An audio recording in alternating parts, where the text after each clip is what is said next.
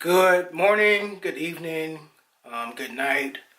Whenever you're watching this, this is going to be a quick clip about the top 5 reasons why I feel Star Trek Discovery failed or is going to fail. First, a disclaimer. I have not seen the new show Star Trek Discovery yet. I tried to watch it on demand, but it's not available on demand through my cable company, and I could try to find a way to watch it online some kind of way, some kind of like the old school way, the free TV, open source channels on internet, like I did back in the old school days, 2010, 2011. But I wasn't excited about doing that. There are too many good shows out there, so I haven't seen it yet. But I did see the previews. I did hear some specs about what the show's about, and this is where I get my information from. Okay, now when this show does fail, there's going to be all kinds of excuses or explanations why the show failed. They're going to try to say because the show casts minorities, quote-unquote minorities, as lead characters. Or they may say that Star Trek is not popular enough to sustain a prime-time television show. Both of these things are false. That won't be the reason why this particular Star Trek series fails, but that's what they're going to say. So here are my top 5 reasons why the show will actually fail. Number 5. The show virtually erases all the beloved characters from The Next Generation, Deep Space Nine, and Voyager. Now, even though the show's creators claimed this series is going to be from the Prime timeline, aka the timeline that we all grew up on from the original series, Next Generation on, and not from the timeline from the movies. Real Trekkies or real Star Trek fans weren't really fooled by that. Especially when they showed the new Klingons during the show's previews. And that was a dead giveaway. And since real Trekkies, real Star Trek fans weren't buying that it's from the Prime timeline, it's obviously from the timeline from the movies, which virtually erases the characters, beloved characters from, kills them off pretty much from the other series. Beloved characters like this. And these.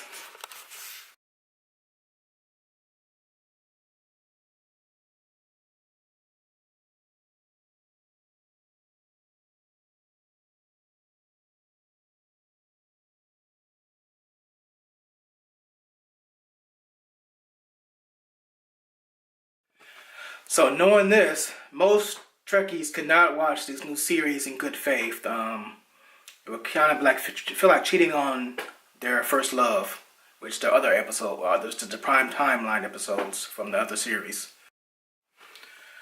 Number 4 reason why the show is going to fail, because the show loses sight of what Star Trek really is.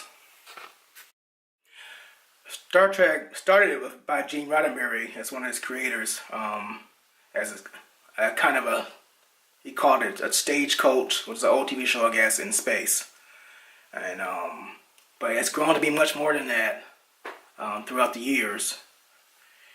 And the new series is limiting, especially with the vast amount of new information, new entertainment options, through different platforms. And the new information out there will better enlighten and entertain the minds of scientific-minded, explorer-minded Star Trek fans from the past.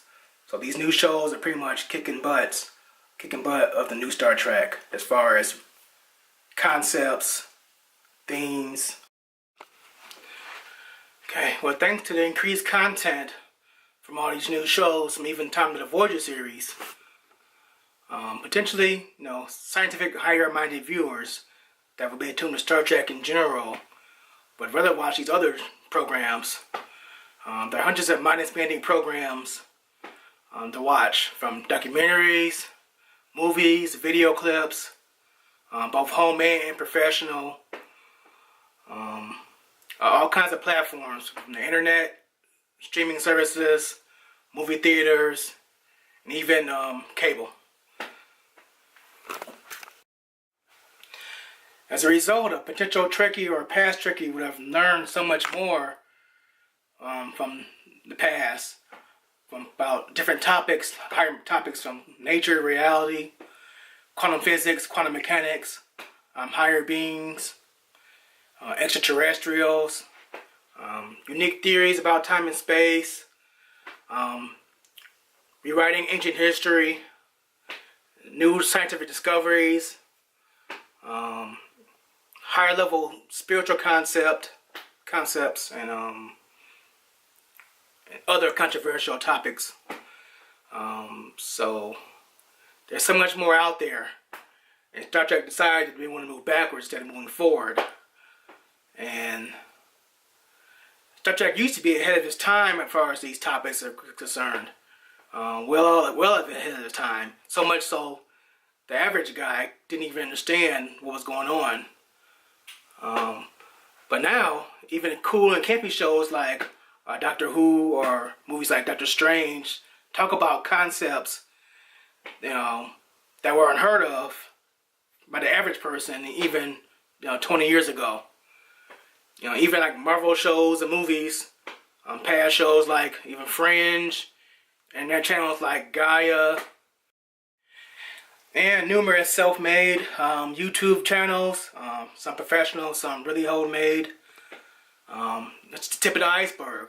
So these groundbreaking programs put Star Trek in the role of playing catch-up for the higher-minded scientific viewer. And this new Star Trek may be forward-thinking as far as the casting is concerned, but the concepts are moving backwards from the start.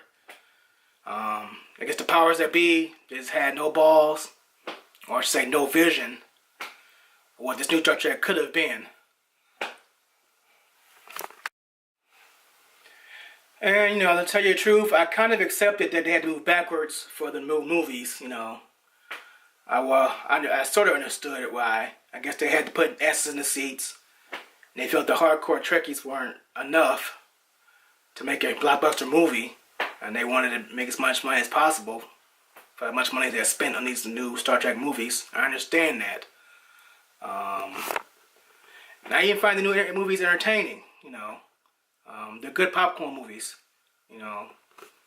And they're not so high-minded that the average viewer of the movies won't understand the concept, well, for the most part. But I guarantee, if you ask a hardcore Trekkie, do they consider these new movies Star Trek?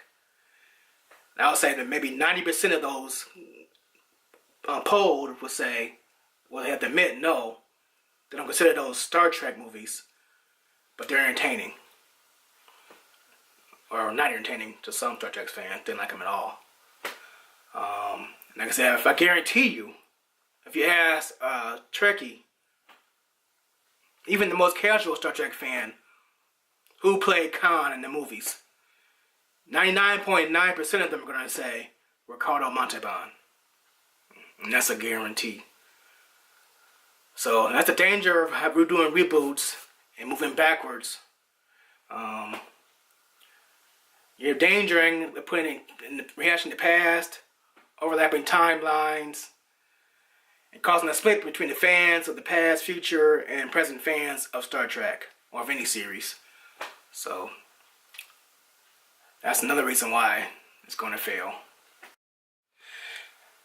Like I said, I understand why they did it for the movies, but as far as this TV show is concerned, it should have been for the Trekkies.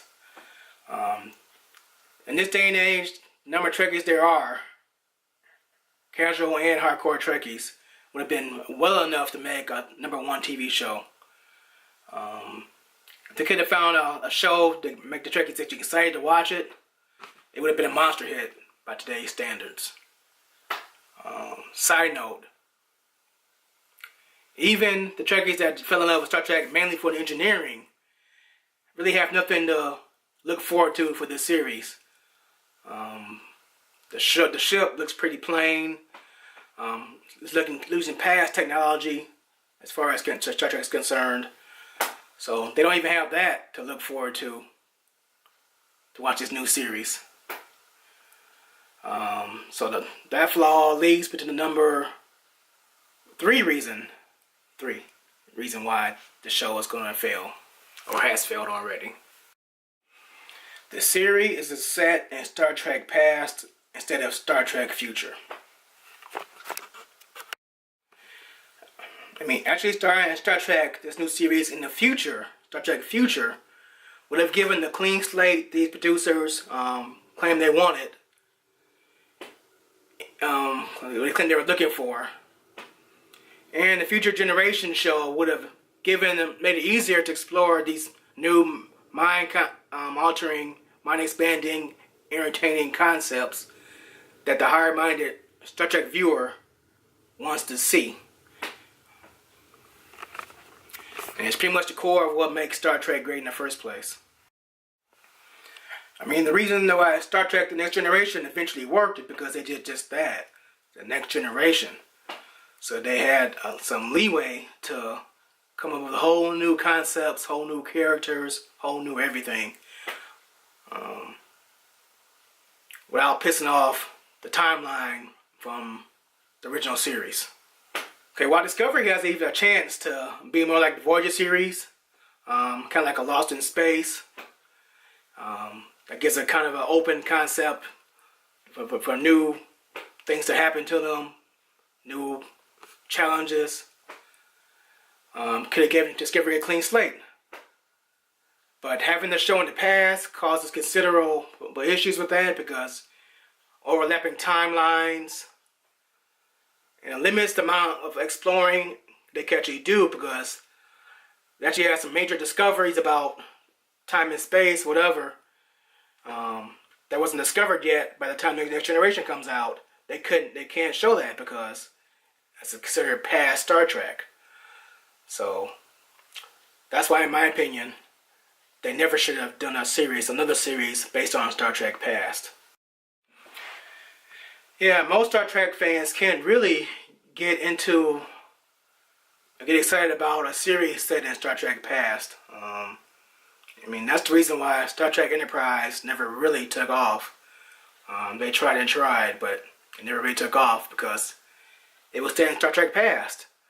And the novelty wore off pretty soon. You know, it's novel for Trekkies to see the Vulcan-human relations, having an old ship with limited means,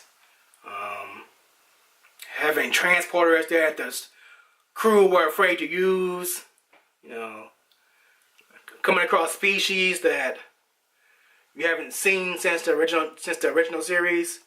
All that stuff is kind of cool in the beginning, but those gimmicks kind of, you know, wore off pretty soon. And with the being Star Trek past, you had pretty much a weaker show than what it could be. So that was a mistake too, in my opinion. Although Enterprise was kind of interesting. I haven't seen the entire series yet. I may be halfway through it, but that was a mistake in my opinion as well.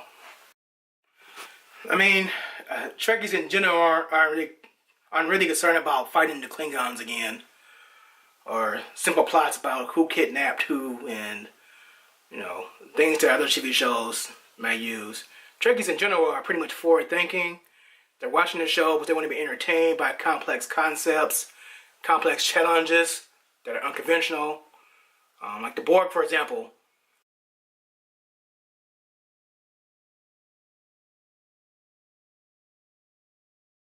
That's an unconventional enemy, you know, at the time. And it's well ahead of its time. Even the Dominion.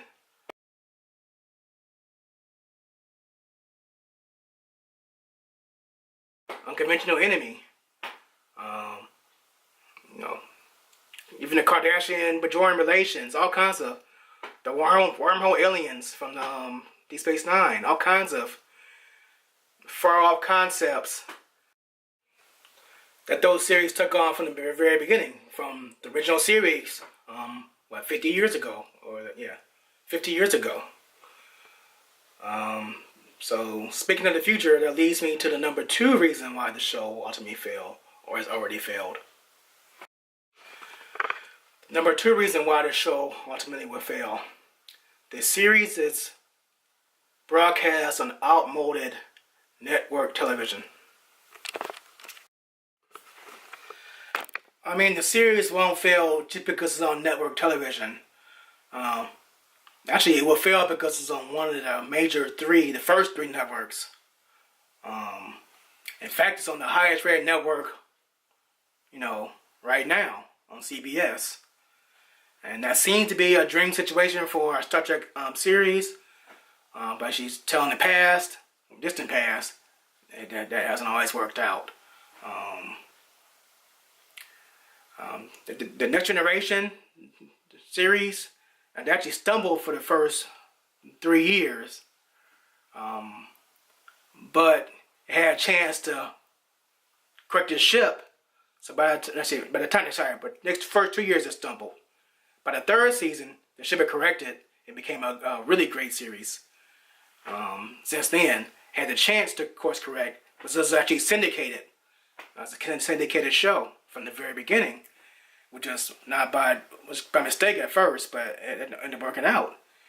They had a lower budget in the beginning, especially, and they had a chance to have a good 7-year run to complete the show because of that.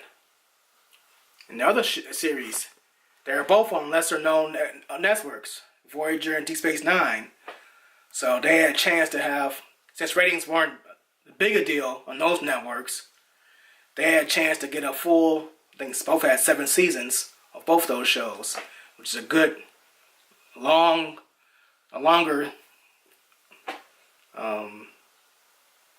arc of seasons.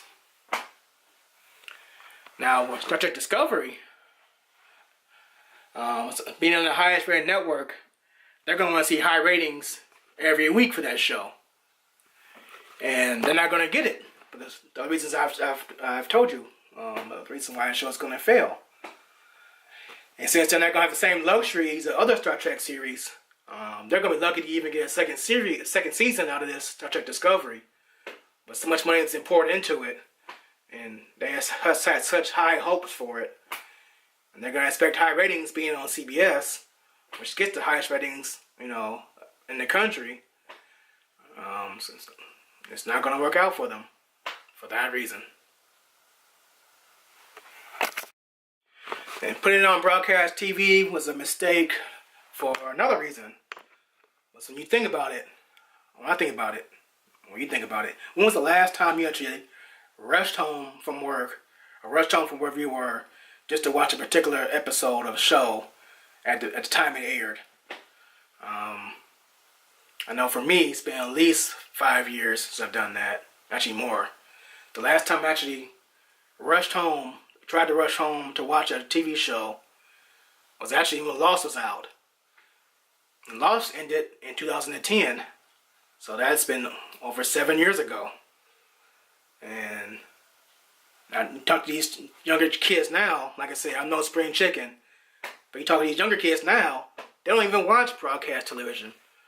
They don't care about when it airs or time it airs, And you could watch it record it. You could try to watch it on demand if it ever makes it available.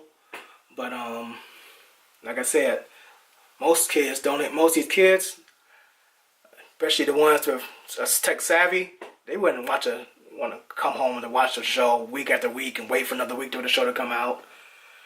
So that's why, in my viewpoint, putting it on broadcast television was not forward thinking for this show at all. Like I said before, there are so many different shows out on different platforms, from YouTube to Netflix to Amazon, or whatever, Hulu, I guess. I don't have Hulu, but Hulu. All kinds of streaming services now where you can watch entire seasons, which I did watch entire seasons at a time during the wait week to week. So Star Trek would have been better off being on one of these streaming services or a smaller network. And I hear that Paramount's coming out with their own streaming service. It might have been better suited for that. So, I don't know, maybe that's where they put it. I don't know. And drum roll, the number one reason why Star Trek Discovery was doomed to fail from the very beginning. It is because J.J. Abrams is at the helm of the show. Now let me explain. I actually do love J.J. Abrams. Like I said, he's one of the creators of one of my favorite shows of all time, Lost. He executive produced Fringe, which I loved as well. He's doing a great job with the new Star Wars movies. Doing a great job with those. But even J.J. Abrams admitted himself when he took the reins of Star Trek. He admitted himself he never understood Star Trek. He didn't understood what it was. He said he didn't get Star Trek.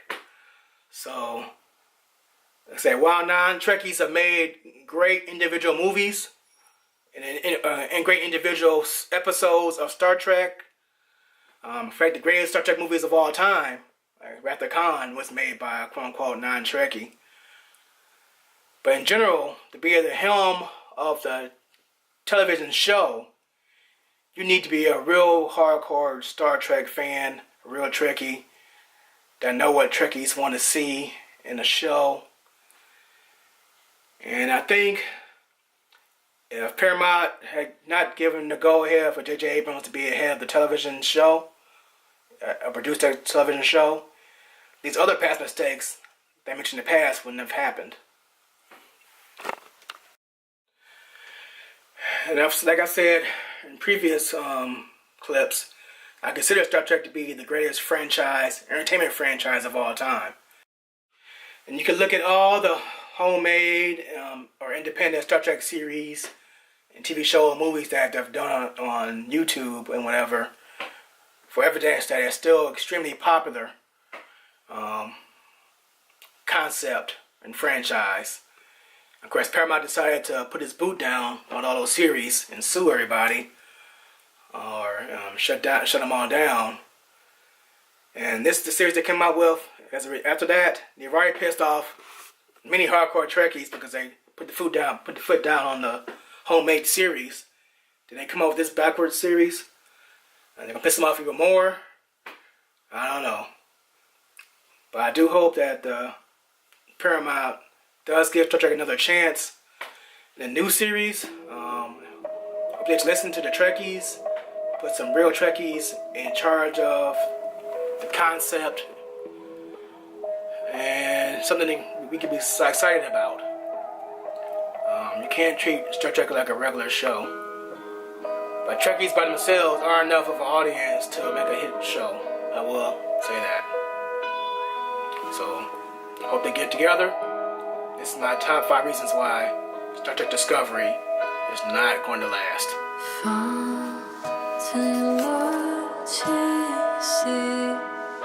In this passing home was